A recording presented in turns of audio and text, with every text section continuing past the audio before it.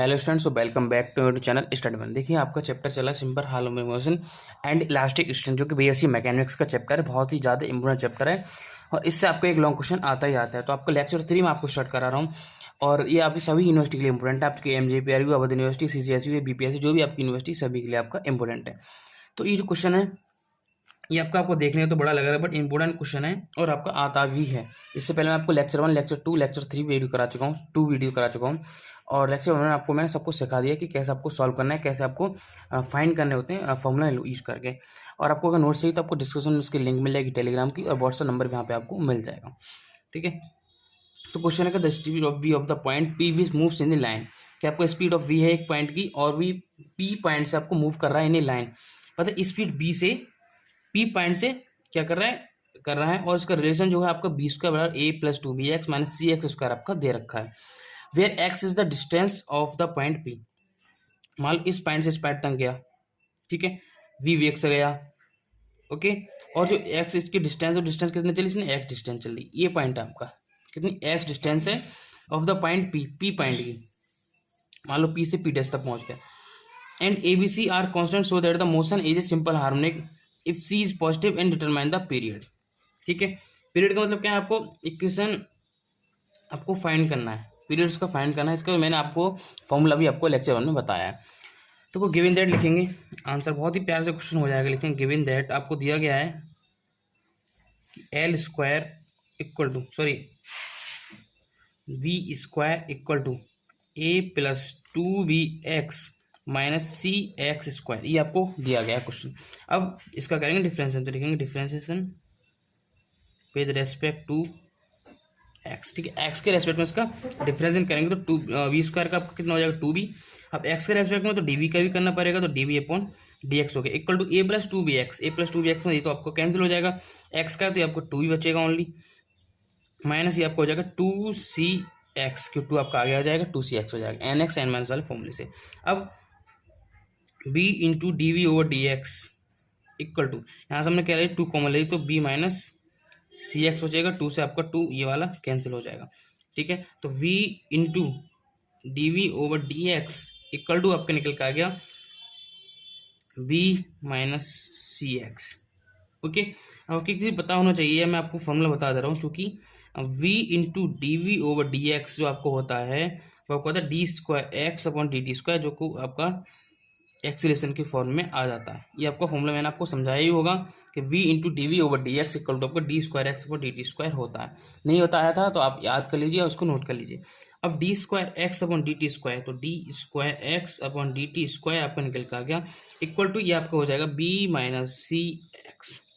ठीक है, अब D square X upon D T square equal to B minus C X, यहाँ से मैंने क्या किया माइनस का सी कॉमन ले लिया, यहाँ पर सी नहीं है आपका, यहाँ पर सी है तो एक्स आ जाएगा, नॉर्मल बचेगा, माइनस यहाँ पर सी नहीं होता तो इसके अपॉन में आपका सी आ जाता है। ये हमने क्यों किया अभी आपको बताएंगे। इतना आ गया common, X minus B upon C.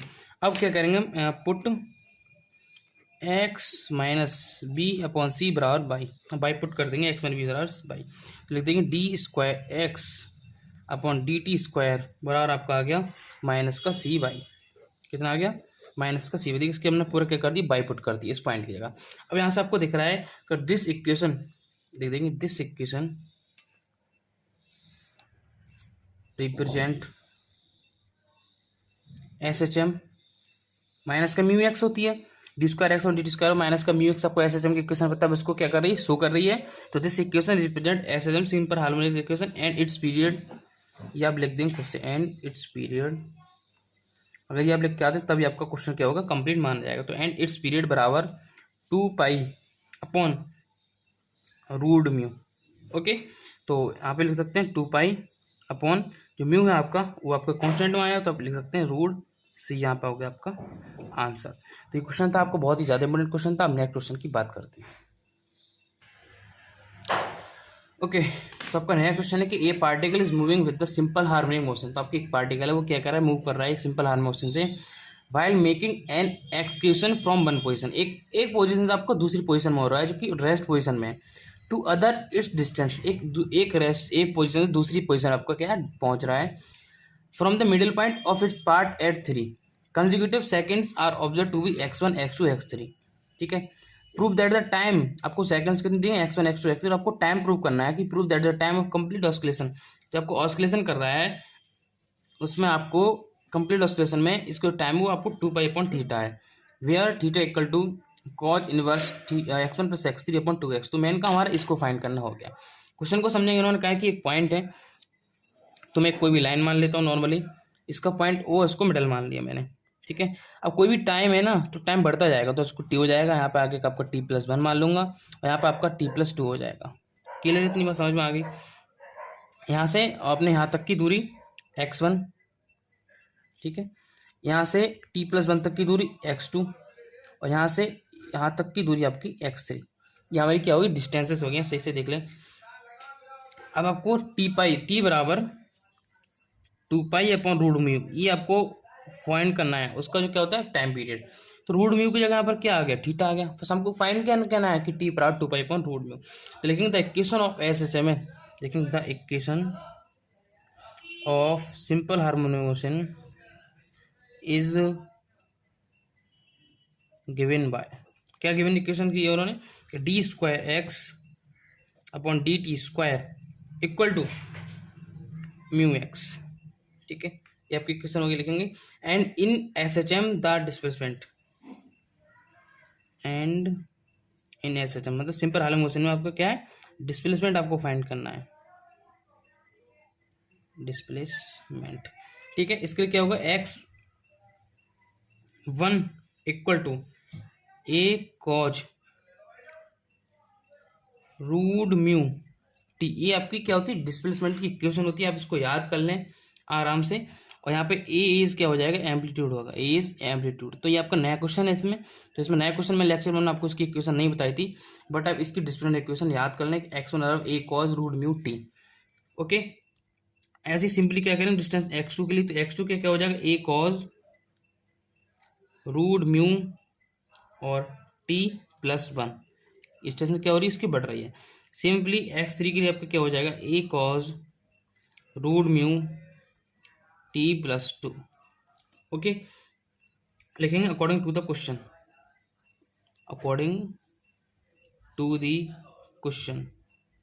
अब क्वेश्चन के अकॉर्डिंग आपको दिख रहा है कि x1 + x3 आपको शो कर रहा है, तो लिखेंगे x1 + x3 इक्वल टू, तो x1 + x3 को ऐड करना है, तो a cos √μ, ठीक है, t plus a cos √μ t+2। आगे बात समझ में, इतनी बात आपको सिर्फ ऐड करा है, नॉर्मली ऐड कर रहे हैं हम लोग। तो यहाँ सब देखेंगे ए तो आपका 2a cos हो जाएगा, ठीक है, 2a cos √μ, इसको आप t+1 इंटू cos √μ। देखिए आपने फॉर्मूला इसमें देखा होगा, देखो हमने क्या किया कि इसको ए को एक जोड़ दिया, 2a cos कर लिया, √μ t+1 और आपको इंटू t कर लिया। अब आपको दिख रहा है कि 2a आपका अलग मान के चलें, तो cos a + cos b यहाँ पे फॉर्मूला लग जाएगा, cos a + cos b का, जो कि आपका होता है 2a cos a + b/2 into cos a - b/2। Formula क्या होता है, cos a + cos b का 2 cos a + b/2 into cos a - b/2। तो यहाँ से आपको दिख रहा है कि 2a cos a + b/2 into cos a - b/2। अब हमको माइनस की फॉर्म बनानी, तो माइनस फॉर्म की जगह क्या करता हूँ, -2/2 कर दूँ, कोई दिक्कत नहीं है, ठीक है। यहाँ से ऐसे कर सकता हूँ, -2/2, बात एक ही बात, माइनस आता है आपका निकल के। अब इस फॉर्म को बन गए, तो हम क्या कर सकते हैं, यहाँ से 2a cos, इस टाइम 2 के बाहर रखें, तो a cos √μ t+1 into cos √μ, क्योंकि 2a cos a + b into cos a - b/2, तो होल में आपका 2, मैंने 2 दोनों और आपका क्या कर लिया, 2 कर लिया। तो आपका क्या बन गया formula, cos a + cos b का फॉर्मूला। यहाँ से आप देखेंगे तो x1 + x3 की वैल्यू निकल के आएगी बराबर 2x2, ठीक है, 2x2, क्योंकि x2 कितना, a cos √μ t+1, तो a cos √μ t+1 जो आपका निकल का है, उसको हम क्या करेंगे, x2 लिख देंगे। तो 2x2 इंटू cos में आपका √μ यहाँ पे बचा हुआ है।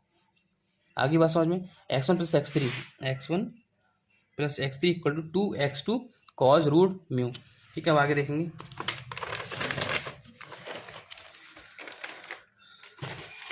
अब लिखेंगे √μ। अब √μ म्यू इक्वल टू, हाँ हमने रूट म्यू बराबर निकाल लिया, तो रूट म्यू यहाँ से निकालेंगे तो हो जाएगा कॉज इनवर्स, और अंदर आपको हो जाएगा x1 प्लस x3 अपॉन का 2x2 बचेगा, आपका कितना बचेगा 2x2। तो लिखेंगे देन टाइम पीरियड, आपको क्या करना है, देन टाइम पीरियड आपको फाइंड करना है। टाइम पीरियड के लिए t बराबर 2 पाई अपॉन कितना होता है, रूट म्यू होता है, रूट म्यू यहाँ पे आपका थीटा था, तो लिख देंगे t इक्वल टू 2 पाई, तब का स्टेज रहेगा अपॉन में जो आपका रूट म्यू की वैल्यू निकल का इसको लिखेंगे cause inverse upon x1 plus का x3 अपॉन का 2x2, जो कि हमारा क्या हो गया आंसर यहाँ पे आ गया। अब कुछ नहीं था यहाँ पे, आप 2 पाई अपॉन थीटा ही मान सकते थे, तो थीटा की वैल्यू यहाँ पे निकाल सकते थे। और क्वेश्चन आपका दो टाइप से भी आ जाता है कि रूट म्यू की और थीटा की वैल्यू दोनों आपको निकलवाता है वहाँ पे, तो आपको टेंशन नहीं लेनी है। और आपको रिक्वेस्ट आप यहीं पे कर दूँ, चैनल को सब्सक्राइब जरूर कर दें अभी के अभी। और ऐसे ही में आपको बहुत ज़्यादा important question BSc semester wise हो ईयर वाइज, आप अपना प्ले स्टोर जाके चैप्टर देख लें, सभी आपके बहुत बहुत इंपॉर्टेंट क्वेश्चन मैं यहाँ पे कराता हूँ। और मैं लेक्चर बनना आपको जरूर बताया, तो लेक्चर बनना डिस्क्रिप्शन जाके आप जरूर चेक कर लें। ओके, अब देखें क्वेश्चन नंबर 3 के लिए। क्वेश्चन है कि in SHM in simple harmonic motion if the velocity is at a distance B, एक वेलोसिटी पे क्या है, एक डिस्टेंस क्या बी है एंड सी है फ्रॉम द सेंटर से, V respectively view and we then prove that the frequency, आपको यू और वी क्या वेलोसिटीज हैं ए बी सी पॉइंट पर, तो आपको प्रूव करना है कि फ्रिक्वेंसी ऑफ एन ऑस्किलेशन, कि एन ऑस्किलेशन की जो फ्रिक्वेंसी है वो is given by 4 pi square N square B square minus का C square equal to B square minus C square, ये आपकी है। तो लिखेंगे इसमें थोड़ी सी आपको लैंग्वेज लिखनी है 2 लाइन की, तो लिखेंगे if mu V the intensity, if mu V the intensity and A the amplitude, and A आपका क्या हो, ए हमको एम्पलीट्यूड मान के चलिए, क्वेश्चन के अकॉर्डिंग लिखना है, अपनी तरफ से नहीं लिख रहे हैं, and the amplitude of SHM